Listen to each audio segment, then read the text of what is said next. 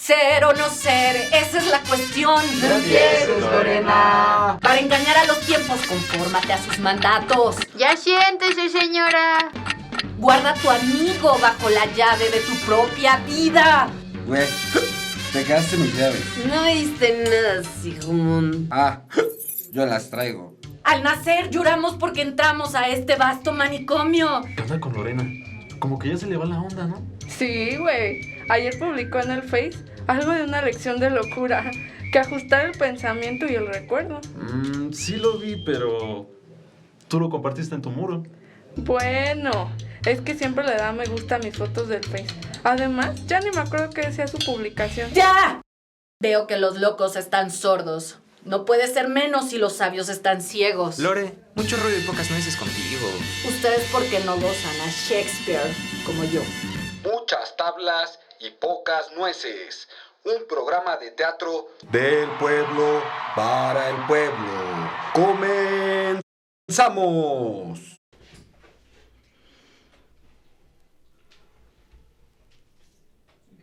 ¿Listos?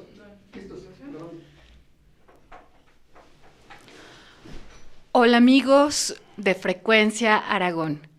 Estamos en su programa Muchas Tablas y Pocas Nueces y estamos muy contentos porque es el primer programa. Estamos contentos y estamos emocionados porque es el primer programa de este ciclo de pláticas, charlas de teatro. Y el día de hoy nos acompaña nuestro padrino y amigo Roberto Sosa. Aplausos en la cabina, Ahora. muchachos, chicos. Ay, sí. No, no es cierto. Gracias, Lore. Gracias por invitarme a hacer el conejillo de Indias y ser una especie como de, pues, padrino, prueba, inicio, arranque de este proyecto. Me da mucho gusto estar aquí, conocer esta cabina adaptada, transformada, convertida en un espacio apto para la comunicación, misma que pues siempre nos es menester, ¿no? La comunicación, el poder conocernos unos a otros, el poder compartir pues las experiencias, la vida de cada uno, y esperemos que en este encuentro, charla, plática, pues algo de interés encontremos todos. Pero para abrir boca, a mí me gustaría iniciar preguntándote, ¿por qué el título? ¿Por qué muchas tablas y pocas nueces? Evidentemente es referencial a un texto, a una obra de Shakespeare, evidentemente. Así pero es. ¿por qué lo de pocas tablas y muchas nueces? Bueno, ¿De dónde surge la idea? ¿De dónde surge la idea? Es porque yo tengo una empresa que se llama Bufón MX y un bufón es un ser irreverente, ¿no? Y también cuestiona y está cerca del rey y también del pueblo. Entonces, considero que en estos momentos son de coyunturas, de cambios, de romper paradigmas. Entonces, el decir, sí, está pasando esto, pero ¿qué tan buenos estamos siendo en lo que hacemos? ¿Qué tanta convicción, qué tanta compromiso tenemos? Entonces, es poner como un poco ese sarcasmo, ese juego de ese bufón que somos y que todos tenemos uno. Por eso es que se llama Muchas Tablas y Pocas Nueces. Y aparte, pues, como mencionaba antes de que saliéramos al aire, no soy periodista, no soy entrevistadora, soy persona que me apasiona lo que hago, que es el teatro. A mí me cambió la vida. Me dio la oportunidad de conocerte y conocer gente maravillosa, que ha sido muy generosa y que me tiene aquí. Entonces, dado eso, estamos aquí platicando y compartiendo esto con el público y también acercándolos al teatro, porque antes, hace 10 años, yo no tenía ni la más remota idea de dedicarme a hacer lo que estoy haciendo ahora. Era algo que quería y siempre soñaba, pero se me hacía muy incansable, ¿sabes? Porque yo pensaba que había muchos estereotipos o lo que conocemos que vemos en la televisión, ¿no? Entonces, eso a mí me detenía. Y me atreví, fui irreverente, perdí el respeto y estamos aquí. Y en el camino me he encontrado con gente maravillosa, en el Faro de Aragón, concretamente en el taller de radio, pues he encontrado mucha gente muy talentosa, con muchísimas ganas, y de eso se trata. Por eso es que te invito a ti, porque yo te he visto también actuando y te veo interpretar. Eres tú un intérprete muy apasionado y entregado. Entonces, pues, ¿qué tenemos que hacer para generar redes, comunidad, compartir, ¿no?, de diferentes áreas, de diferentes periferias, en las periferias, que también son importantes el traer el teatro, porque todo está centrado centralizado. Entonces, también las periferias necesitamos y requerimos muchísimo, muchísimo. Por eso es que estamos aquí.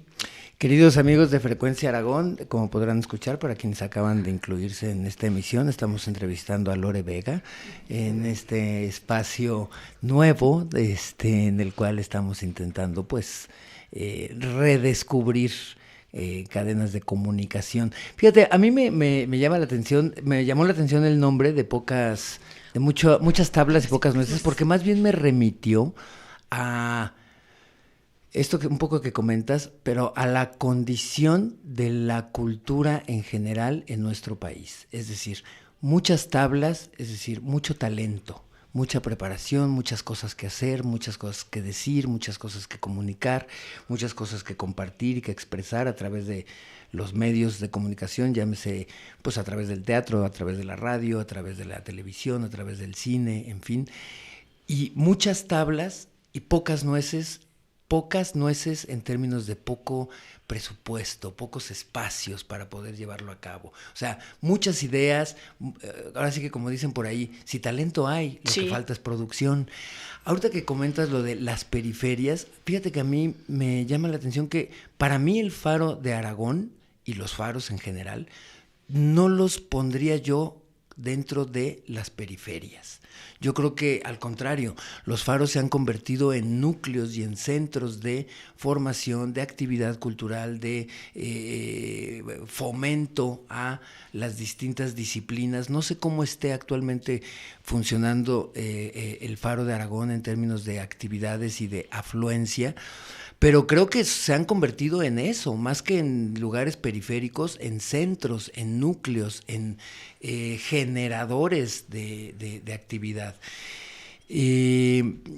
Tú me desmentirás o me dirás realmente cómo está funcionando. Yo hace 2 años, lo comentábamos hace un momento antes de entrar al aire, tuve el privilegio de asistir a lo que fue la inauguración del Faro de Aragón, en donde se hizo pues todo un evento con muchas personalidades, con mucha gente del medio cinematográfico, en donde incluso estuvo presente Miguel Ángel Mancera, estuvo pues mucha gente de la política cultural, de la actividad cinematográfica, y bueno, había como mucha efervescencia, ¿no? Por el hecho de que se estaba suscitando la apertura de un nuevo espacio en donde ya se había probado previamente desde hace muchos años, en este caso el ejemplo del Faro de Oriente, en donde, bueno, pues hay muchísima actividad y en donde se ha convertido ya en un fiel representante o en un referente. En un referente, exacto. Y creo que esa era la intención del Faro de Aragón. No sé cómo ha estado funcionando en estos 2 años que lleva de actividad, pero yo quiero pensar que bien, porque la idea de defender un lugar de esta naturaleza pues es a través de la actividad, ¿no? A través de la creación, estar generando cosas. Así es. Mencionando todo este modelo, para mí, como usuaria, como alumna del Faro, me doy cuenta que son formas de contención, ¿no? De contener, de poder expresar a través de diferentes lenguajes. En este caso, para el Faro de Aragón, la trinchera en el cual ha estado trabajando es la cinematografía. Y eso, para mí y como persona que vive en Ecatepec, es súper importante porque no hay como esas oportunidades de acceder a talleres de cinematografía, ¿no? Porque muchas personas, no quiero generalizar, pero muchas personas o trabajan o tienen diferentes actividades o también no tienen la parte económica para poder pagar una escuela de cine. Entonces, en este contexto que vivimos, que sigo siendo insistente de romper paradigmas, el Faro nos brinda eso, ¿no? Poder acceder a estos talleres con diferentes propuestas, con maestros excelentes, con talleristas excelentes que ya también tienen una trayectoria y que nos comparten sus experiencias. Entonces, ahí es donde estamos generando comunidad, estamos aprendiendo este nuevo lenguaje y también tiene que ver con la democratización de la comunicación. Años antes, pues no se podía acceder, por ejemplo, a tener un celular y pues grabar. Ahora ya es mucho más fácil y hay una apertura para que no solamente eso se quede para unos cuantos, sino que también se abra a los demás y que podamos expresar y hablar qué es lo que estamos haciendo ahora y qué es lo que también se ha hecho y se han estado presentando diferentes proyectos cinematográficos, documentales, y hablan de comunidades, hablan también de los migrantes que están pasando por estos lados, por Ecatepec, ¿no? Y cómo es su día a día. Entonces, considero que el Faro pues brinda y es como ese oasis. Tal vez está a las orillas, no llega a las periferias, pero está Ecatepec, está Nesa y no recuerdo qué otros municipios del Estado de México, Coacalco también, que muchos chicos vienen de allá hacia acá. Entonces, pues son válvulas de escape, ¿no? Que necesitamos. Y como lo menciono, hay una necesidad de querer hablar y decir. ¿Y cuál es la pregunta? ¿Y cuál era la pregunta? Sí, bueno, yo, el otro día con alguna amiga discutía justamente de el día que como sociedad entendamos que la formación integral de las artes en una sociedad es fundamental y esencial para el desarrollo de la sociedad como tal, en ese momento vamos a darle la importancia que merecen este tipo de lugares de formación, no solamente verlo como lugares de esparcimiento en donde pues voy a ver una película, voy a tomar un taller porque no tengo nada mejor que hacer, sino el hecho de formarte como ser humano a través de las artes. Seas carpintero, seas arquitecto, seas doctor, seas abogado, te dediques a lo que te dediques, incluso si te dedicas al hogar, el hecho de tener una formación integral a través de la pintura, la escultura, el teatro, la danza, la música, la poesía, la literatura, en fin, pues nos hará evidentemente no solamente mejores seres humanos en términos individuales, sino por ende y por añadidura como sociedad. Seremos una sociedad mucho más vasta, enriquecida, fortalecida y con un potencial pues mucho más sensiblemente humano, sí. La formación es a través de las artes. Yo siempre he abogado por el hecho, por ejemplo, de si en las escuelas primarias se tiene la materia de educación física, ¿por qué no en las escuelas, no solamente de la ciudad, sino en el plan académico de la Secretaría de Educación Pública como tal, tendría que estar integrado y conformado el hecho de la educación artística? Es decir, que en las escuelas, comunidades rurales, en las primarias, tengamos eso, el poder ver una película de Israel, de Alemania, de Japón, de China, de la India, para ver cómo viven los niños en distintos países, en distintas comunidades. Evidentemente eso, si va dentro de la formación de la escuela, desde el origen, desde que pisas un aula, creamos espectadores cinematográficos con un juicio crítico mucho más agudo y mucho más sensible respecto a al lenguaje cinematográfico. 2, evidentemente amplía el abanico de tu visión de la vida al observar cómo se vive en otros países, en otras comunidades a través de eso, la gran ventana que nos representa la cinematografía para poder ver más allá de nuestras narices. Entonces, caray, que el plan académico de estudios de la Secretaría de Educación Pública integrara esta formación artística como piedra angular de la formación desde el origen de la educación en la niñez. Sería una transformación total. Sería un brinco cuántico. Pues sí, y eso es lo que urge, y de ahí vienen las políticas culturales, Ujú. que estamos en ceros, no hay políticas culturales. Bueno, sí, Sí las hay, sí las hay, estoy intentos, exagerando. ¿no? Es decir, por ejemplo, a mí, ahorita hablando de teatro, me ha tocado participar en proyectos que tienen que ver con teatro escolar, ¿no? En donde han sido esfuerzos que se hacen para que el público joven asista por primera vez a un hecho teatral y van al teatro. Yo me acuerdo, desde que yo iba a la primaria, me llevaron a ver alguna vez al Teatro Julio Castillo, que en aquel entonces era el Teatro del Bosque, que se encuentra atrás del Auditorio Nacional.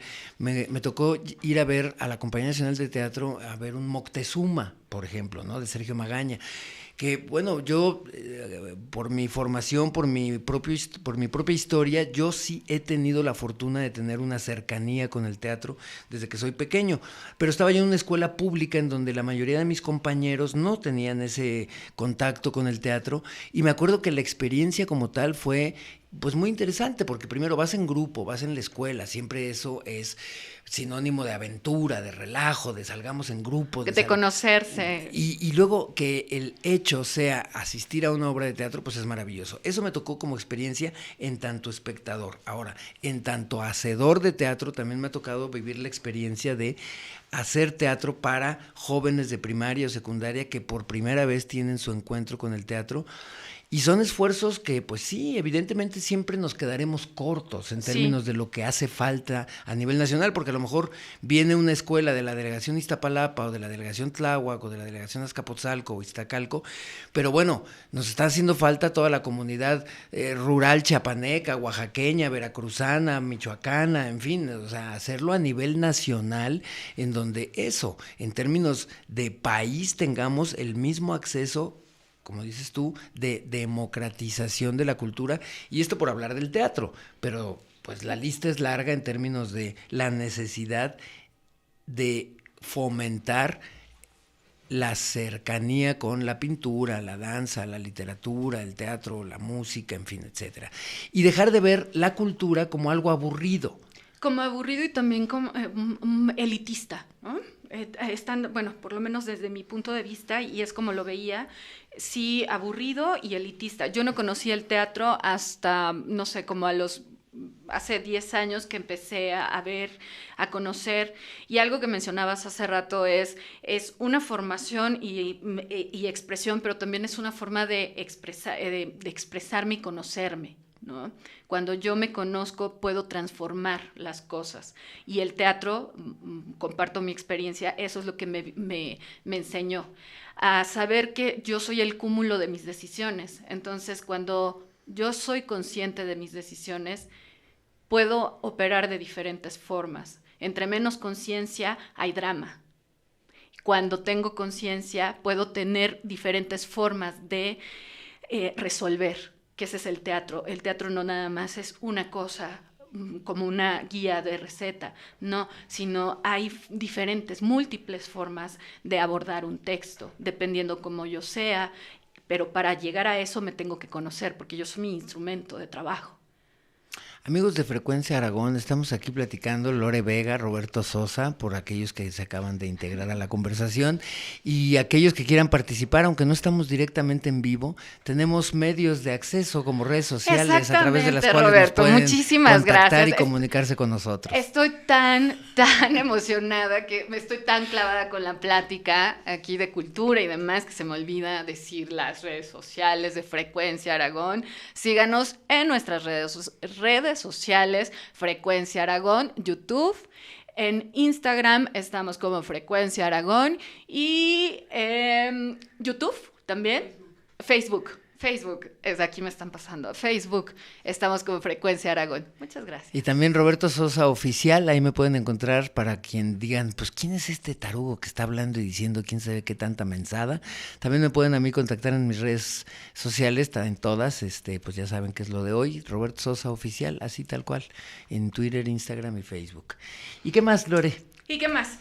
Pues tú mencionabas que empezaste actuando desde muy pequeño, ¿no? ¿Cómo fue? ¿Cuál fue el primer trabajo que hiciste tú a nivel profesional, ya sea en escena o en cine? Mira, brevemente, yo nazco en una familia que venturosamente, sin haberlo planeado, se dedicó al teatro. Mi madre, primero en sus orígenes, nació en Chihuahua, y a los 37, 35 años decidió moverse a la Ciudad de México con la ilusión de estudiar teatro.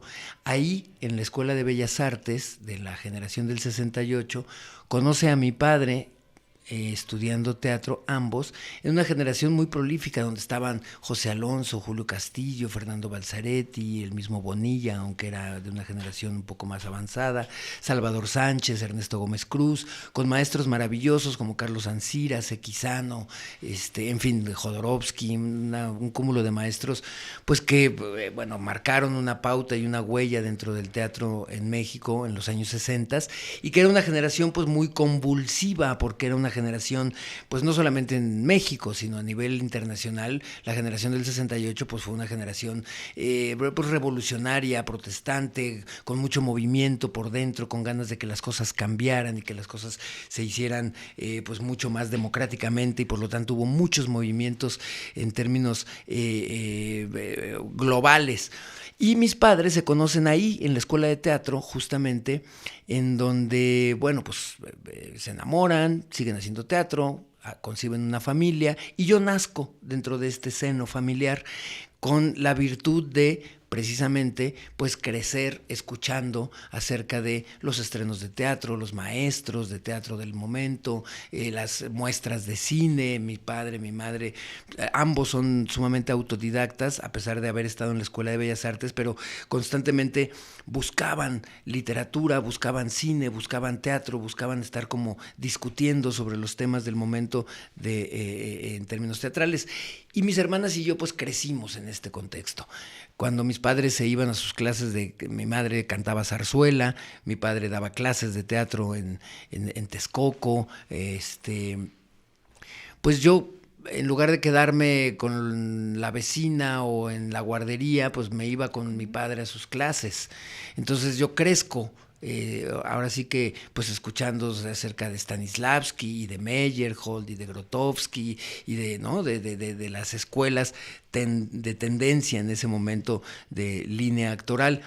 Y tengo un tío que se va a estudiar cine a Rusia, tengo un par de primos que también son actores, tengo un par de tíos, que uno se dedicaba a los medios de comunicación a través de la radio. A lo que voy es que desde niño, pues yo en estas reuniones familiares escucho de todo este tema. Ahora, respondiendo a la pregunta de cuál fue mi primer trabajo en términos profesionales, si lo entendemos como desde el momento en que cobras, ¿no? Porque en el deporte, pues así se diferencia. El amateur no cobra y el profesional cobra. Entonces el actor, pues digamos que pues el profesional es el que cobra y el amateur es el que no cobra.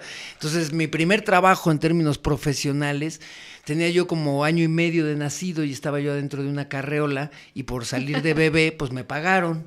Muy bien. Digamos que ese fue mi primer trabajo profesional. Okay. Ahora, si soy consciente de él, pues no, porque estaba yo muy chiquito. Pero el primer trabajo consciente que recuerdo que me hayan pagado como profesional y que ya recuerde yo haberlo hecho, fue una película que se llamaba Los Gringos, con Lindsay Wagner, aquella que hacía de la mujer biónica, que se destapaba el oído y que podía escuchar así como a mucha distancia. Y ahí hacía yo a un pequeño niño estaba yo, la película sucedía en El Salvador, cuando la época sandinista y había guerra en El Salvador, y entonces yo era un niño que trabajaba en el campo, y a través de una leve extorsión ayudaba yo a la gringa a salir de su prisión. Con mi tractor arrancaba yo el muro de su celda donde se encontraba presa, y ese fue un trabajo que hice de niño, ¿no? Pero, ¿cuántos años tenías? No, pues como 6. 6 años. 7, por ahí. Pero ya a los 9 años empiezo a trabajar mucho más en forma, haciendo programas para la Secretaría de Educación Pública, en una época en la que por sexenio, ya sabes que en este país nos movemos por sexenios. Cosa que es fatal. Pues es lo que es, ¿no? No se producía cine en la época de López Portillo. Todavía en la época de Echeverría se produjo mucho más cine con directores como Felipe Casals, Arturo Ripstein, en fin. Pero en la época de López Portillo se produjo muy poco cine, no se apoyó. Fue en esta época en donde el cine se vino abajo, ¿no? ¿Fue cuando quemaron la Cineteca? Ajá. Sí, ¿verdad? ¿Fue en ese tiempo? Sí, más o menos. Sí. Okay. Bueno, se quemó. Se quemó sí, la se Cineteca. Quemó.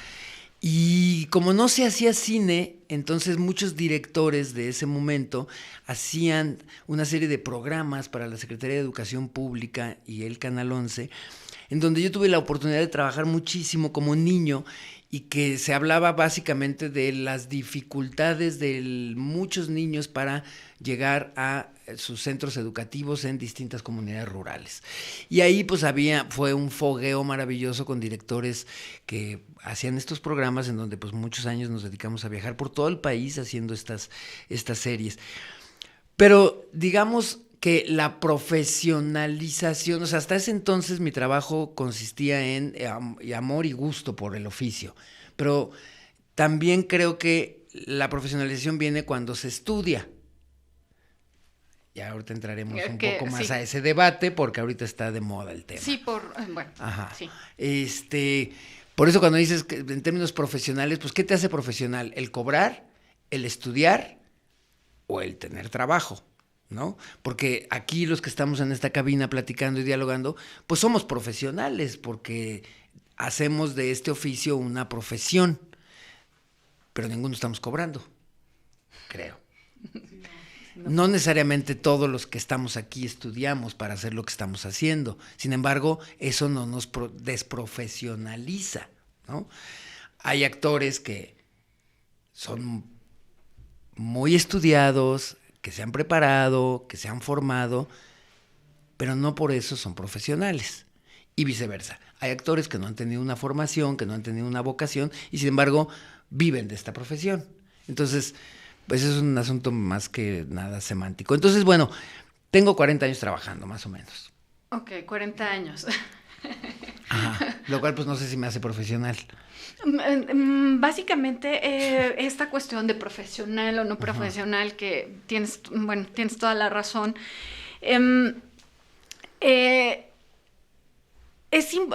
Considero que es importante la labor del actor. Hay personas que son autodidactas y hay otras que no, que sí llevan una carrera, pero hay una convicción y hay un compromiso por parte, considero, del actor, más allá de verse bien o no. Entonces, ¿qué es lo que han sido mis reflexiones, ¿no? ¿En qué momento yo me comprometo con lo que estoy haciendo y en qué momentos no? Y de ahí viene, considero, la parte profesional y por añadidura viene el pago, ¿no? Esa es mi reflexión. Entonces, mi pregunta es, ¿tú cómo ves la labor del actor en México?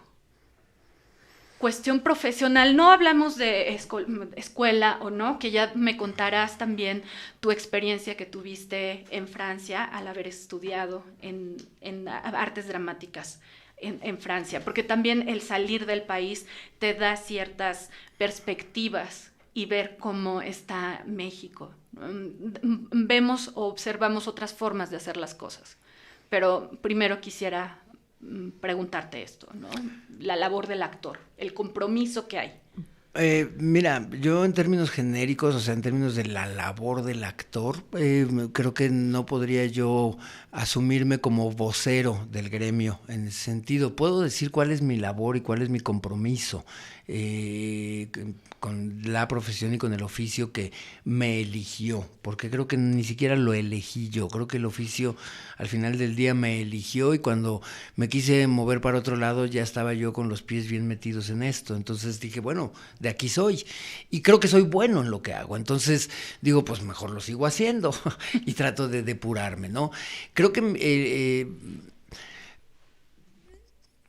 hay tantos temas, es decir, yo cada una de las personas con las que me cruzo a diario en la vida, sea caminando en una banqueta, sea comprando un kilo de carne en la carnicería o en el mercado, sea transportándome en un metrobús, en el metro, en bicicleta, cuando volteo a ver los ojos de mis vecinos en la calle, en la colonia, cuando platico con algún familiar, cuando platico con cualquier ser humano con el que yo me cruce en la vida, en la calle, me doy cuenta que todos y cada uno de nosotros como seres humanos tenemos un guión que contar, una historia que merece ser la pena ser contada, narrada, y que de cada experiencia y de cada vida de cada uno de nosotros como seres humanos tenemos mucho que aprender.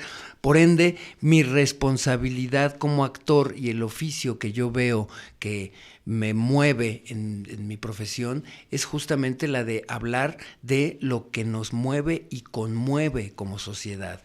Creo que al final del día el oficio del actor es tan ancestral y primigenio como la humanidad misma, la necesidad de interpretar nuestra realidad. ¿Para qué? Para entendernos, para reflejarnos, para cuestionarnos, para tratar de emularnos, cuestionarnos, mejorarnos, comprobarnos. A través del cine, a través del teatro, a través de las artes en general, tenemos los seres humanos la maravillosa posibilidad de confrontar nuestra realidad y hablar de lo que nos gusta, lo que no nos gusta, lo que nos disgusta, lo que no nos disgusta y de lo que somos como seres humanos. Y ahorita tengo la maravillosa fortuna de formar parte de la Academia de Cine, en donde vemos los trabajos que se realizan año con año y pues se entregan estatuillas, se entregan reconocimientos para ver qué es lo mejor de la cinematografía nacional en términos de documentales, de largometrajes, de ficción, de cortometrajes, de animación. Y veo hoy, este año 2019, hay 142 trabajos que revisar, que ver. Y todos hablan en mayor o menor medida a través de cine de época, a través de la comedia, a través del documental, a través del cortometraje, a través del largometraje, de lo que somos como mexicanos, de lo que somos como seres humanos, ya sea en Chiapas, en Oaxaca, en Michoacán, en la Ciudad de México, en la clase alta, en la Ciudad de México, en las zonas más marginadas, en fin.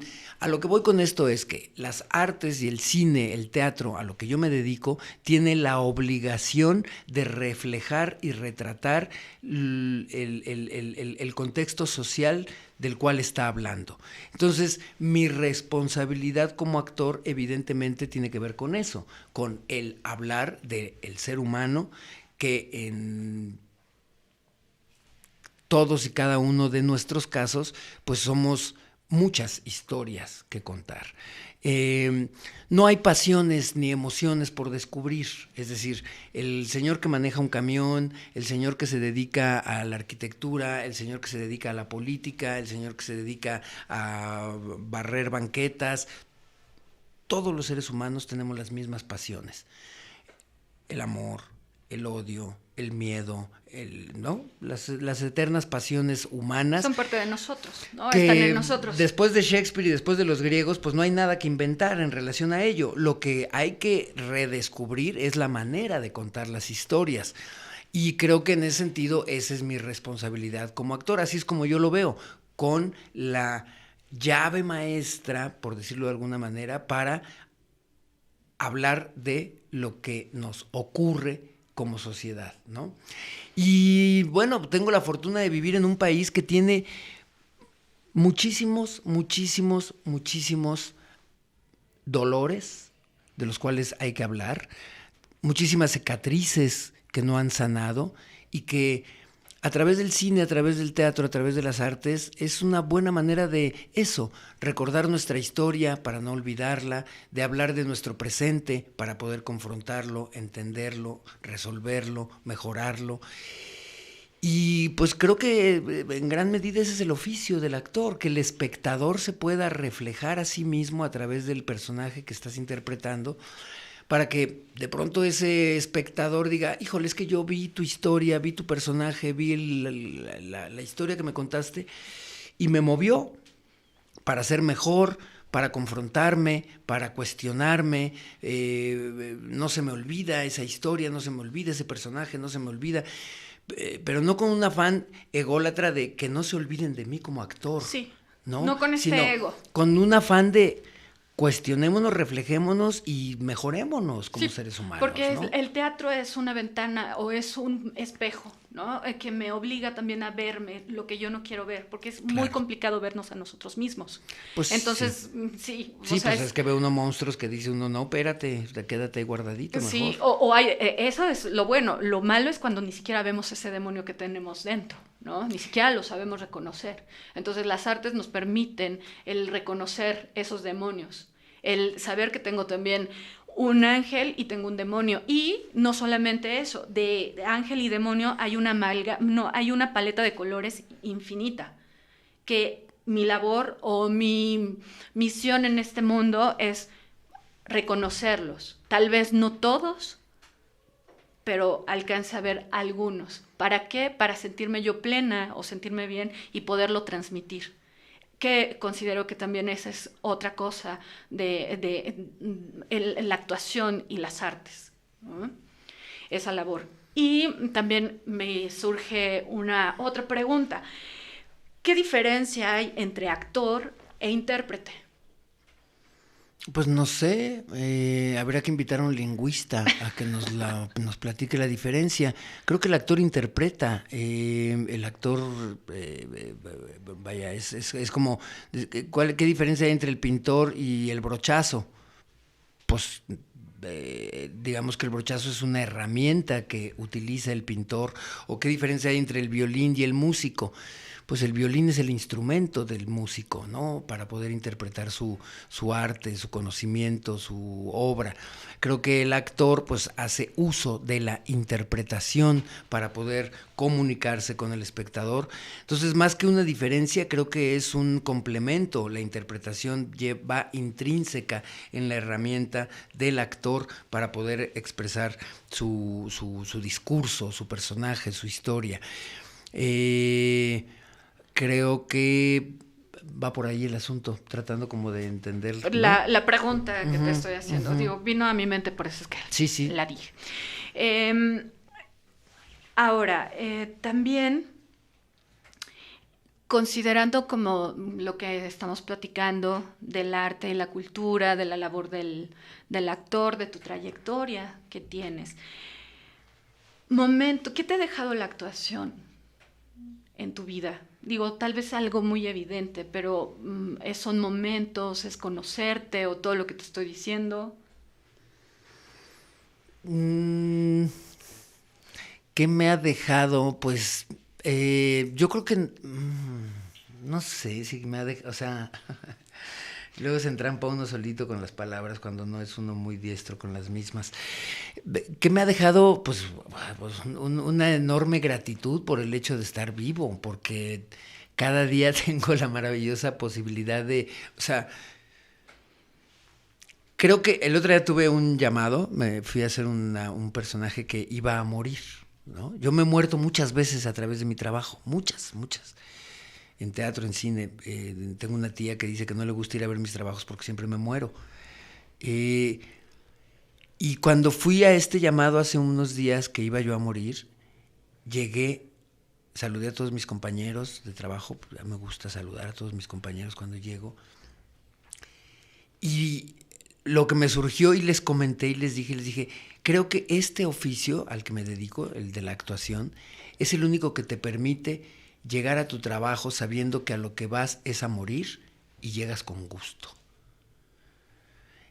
Con esto trato como de encerrar la respuesta de qué me ha dejado, es decir, me ha dejado pues la posibilidad de morir y renacer todos los días a través de mi trabajo, de darme cuenta que eso que estamos comentando, que todas las historias merecen ser contadas, porque todos tenemos un conflicto que exponer, todos tenemos todos estamos librando una gran batalla, ¿no? Sí. Como individuos, como seres humanos, y que merece ser contada, merece ser explicada, platicada, compartida, porque de todos aprendemos todos.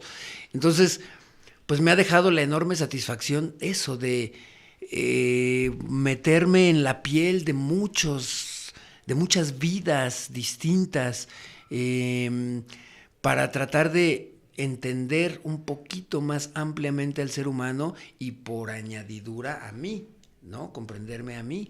desde estas, o sea, es como estamos ahorita sentados, los queridos amigos que nos escuchan no nos ven, pero estamos sentados alrededor de una mesa redonda y eso nos hace que cada uno de los que estamos sentados en esta mesa veamos la realidad desde distinta óptica porque estamos en un lugar diferente, pero por ser redonda, ninguno está al frente ni lleva la cabecera, sino todos tenemos nuestra propia visión de las cosas.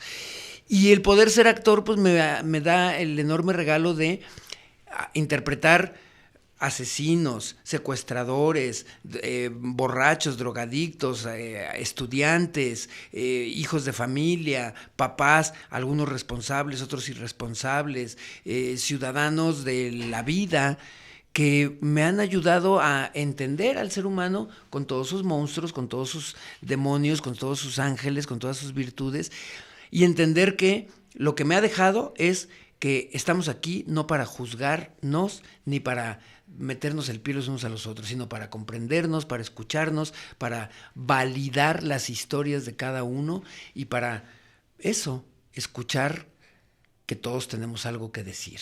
Algo que contar, ¿no? Algo que expresar.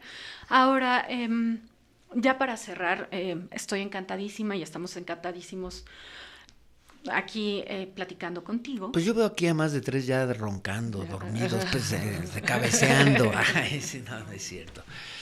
Y para nuestros amigos que nos escuchan y que tal vez se quieran dedicar a alguna actividad artística y esté en sus sueños, ¿tú qué les recomendarías hacer? ¿Qué consejo? Que la piensen 2 veces. ¿Sí? Sí, que todo lo cuestionen, que sean absolutamente exigentes consigo mismos, que hay...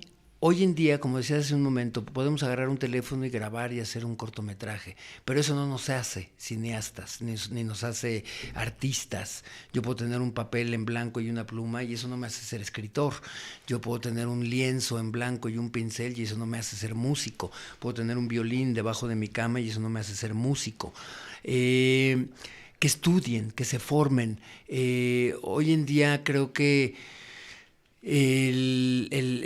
la exigencia de la preparación y el discurso es lo que realmente nos va a hacer sobrevivir, que no nos quedemos con lo inmediato. Hoy es muy fácil quedarnos simplemente porque las redes sociales así nos lo seductoramente proponen, ¿no? Quedarnos con la primera lectura, con la primera información, con lo primero que nos llega y ser eco de una masa. Y creo que hoy más que nunca lo que cuenta es la individualidad del discurso y del criterio propio. El criterio propio solamente se conforma a partir de la formación, de la educación, del estudio, de la preparación. Si es menesterosamente autodidacta, hagámoslo, sí, porque hoy en día tenemos, perdóname que te interrumpa, la posibilidad de, antes el pretexto era, pues es que cómo veo cine, cómo veo películas, cómo veo cortos, hoy te puedes meter a un YouTube, te puedes meter a un sinfín de fuentes que tienen la posibilidad de ver, de mostrarte cine del mundo. Si te quieres dedicar al cine, si quieres ser actor, si quieres ser director, guionista, fotógrafo, sí, ponte a estudiar, hay escuelas para ello, pero busca la información. Es decir, yo como actor me gusta leer sobre poesía, sobre ensayos, sobre teatro, sobre literatura, sobre historia.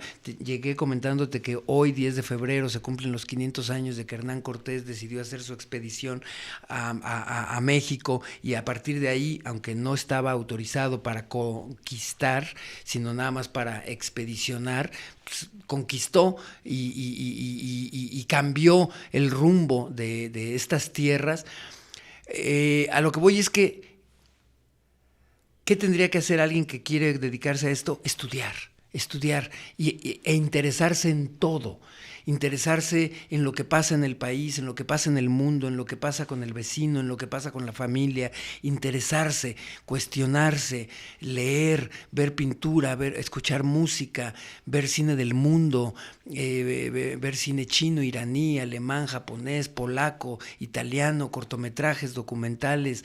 Es decir, se nos hace chico el mar para acabarnos toda la información que tenemos a la mano para poder adquirirla. Es una forma de estarse rellenando, ¿no? De nutriéndose de diferentes cosas. Tal vez no tengo una carrera, pero surge en mí el interés por aprender, no de una forma formal, sino de independiente, autodidacta, pero estar... Sí, y si ves una película, rellenándome. ver cómo está filmada, cómo se mueve la cámara, cómo está editada, cómo está musicalizada, analizar el trabajo de un actor si te quieres dedicar a la actuación y seguir su trayectoria, ver películas de él y ver cómo interpreta y conforma sus personajes de distinta manera en cada uno de los trabajos. El cine es un lenguaje muy complejo en donde pues no basta simplemente compararte frente a una cámara y decir las cosas con verdad, tiene que ver con mucho más con el de qué quieres hablar, de qué quieres, cómo le quieres llegar al espectador, qué le quieres provocar, qué le quieres generar, qué le quieres comunicar, qué le quieres decir. Y yo creo que para poder saber qué es lo que quieres decir, tienes que estar muy claro en lo que tú traes como discurso interno, personal, y creer en él, defenderlo y expresarlo a través del medio que decidas hacerlo, pero eso, ser absolutamente riguroso y terco con tu formación, con tu autocrítica, con tu exigencia, ser muy, muy, muy, muy exigente todos los días. Es decir, sí hay que interesarnos por lo que nos pasa, sí hay que leer, sí hay que, en fin, no quiero ser reiterativo, pero está bien y te lo agradezco, sobre todo es importante. pues sobre todo porque de pronto en términos institucionales, y no voy a hablar más de las instituciones, pero de pronto se quedan cortas las formaciones académicas y las instituciones, y no podemos echarle la culpa de nuestra no formación a lo que hagan o dejen de hacer las instituciones o los organismos del Estado encargados para ello. Creo que nosotros como individuos y como sociedad, mira, lo vivimos el día del sismo del 19 de septiembre del 2017. ¿Quién tomó las riendas? La sociedad. Entonces, No, sí. el individuo como tal. Y creo que esa es una clara muestra de que como sociedad no podemos sentarnos a esperar a que sea el Estado el que nos dé lo que necesitamos. Necesitamos nosotros ir a por Accionar. ello. Ir y buscarlo, generarlo, provocarlo, motivarlo y realizarlo. Pues... Amén. Amén. Que así sea. No, Que así y es sea, que sí, puede ¿no? sonar reiterativo, pero es importante porque luego se nos olvida, ¿no? Sí, de pronto. Y pensamos que queremos todo. Entonces sí es importante, uno acciona y viene también la réplica. Entonces, no estar esperando a que sucedan las cosas, sino ir por ellas. Tal vez la primera vez no salga bien, pero es prueba y error para, al final de cuentas, hacerlo y no quedarme, pues... Con la así. primera lectura, con la primera impresión, porque yo lo veo con las noticias, es decir, si yo me quedo con lo que dice una línea editorial de una televisora o de un noticiero o de un periódico, pues me voy a quedar con ese corto, estrecho criterio de lo que una persona o una línea editorial me dice, pero si busco la información de distintas fuentes acerca de una misma noticia, pues yo creo que eso me va a ampliar el criterio. Hoy en día estamos en un momento muy polarizado socialmente, yo lo veo en las redes en donde de pronto es o eres de uno o eres de otro, y si no eres de los míos, entonces te aviento pullas, te critico, te odio, te aborrezco, te insulto, te ofendo, te agredo, y creo que eso es lo que menos necesitamos en este momento. Y eso no aporta, No aporta para nada. al contrario, divide, y pues bueno, esto es maquiavélico y tiene su origen hace muchos años en las políticas culturales y de desarrollo social de divide y vencerás, y lo que menos necesitamos es que nos venzan, lo que necesitamos es no división, sino integración a partir de las diferencias, a partir de los distintos criterios, discutirlos, analizarlos y accionar a partir de ello para poder ser mejores individuos, seres humanos y sociedad. A mí no me interesa que el de al lado esté mal.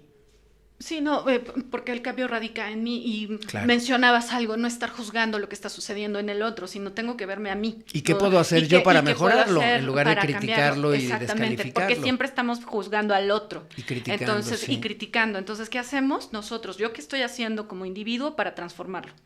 Y también tiene que ver con la memoria histórica, tengo que saber de dónde vengo, ¿no? Como individuo, como mi familia en individuo y también en sociedad, para saber qué es lo que tengo que hacer e ir corrigiendo. Estoy encantadísima contigo, Roberto, platicando. El tiempo se nos termina, es domingo. Somos esclavos de Bueno, él. exactamente, somos esclavos de él. No, no me gustaría finalizar con esta entrevista. Bueno, no es entrevista. Charla. Charla.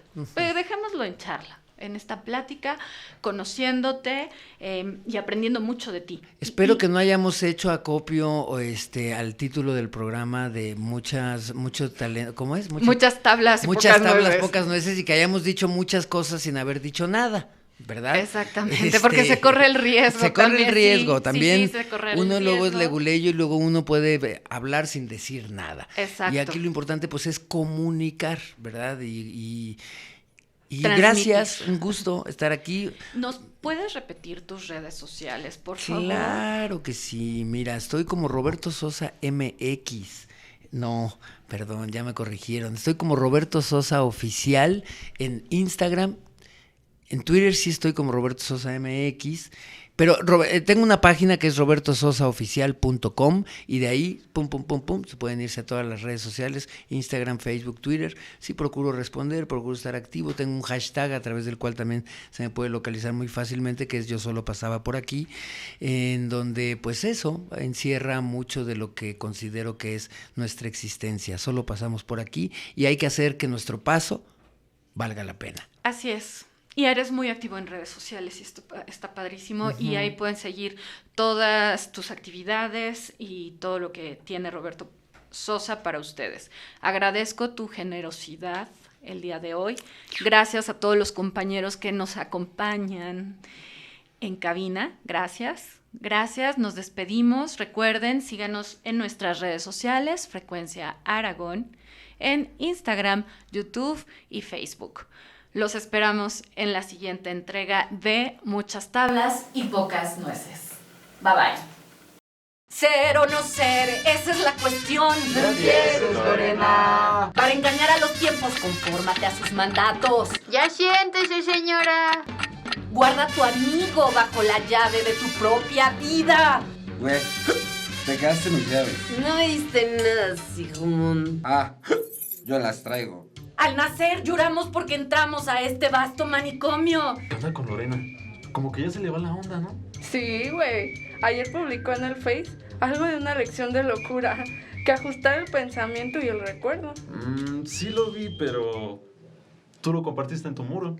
Bueno, es que siempre le da me gusta a mis fotos del Face. Además, ya ni me acuerdo qué decía su publicación. ¡Ya! Veo que los locos están sordos. No puede ser menos si los sabios están ciegos. Lore, mucho rollo y pocas nueces contigo. Ustedes porque no gozan a Shakespeare como yo. Muchas tablas y pocas nueces. Un programa de teatro del pueblo para el pueblo. ¡Comenzamos!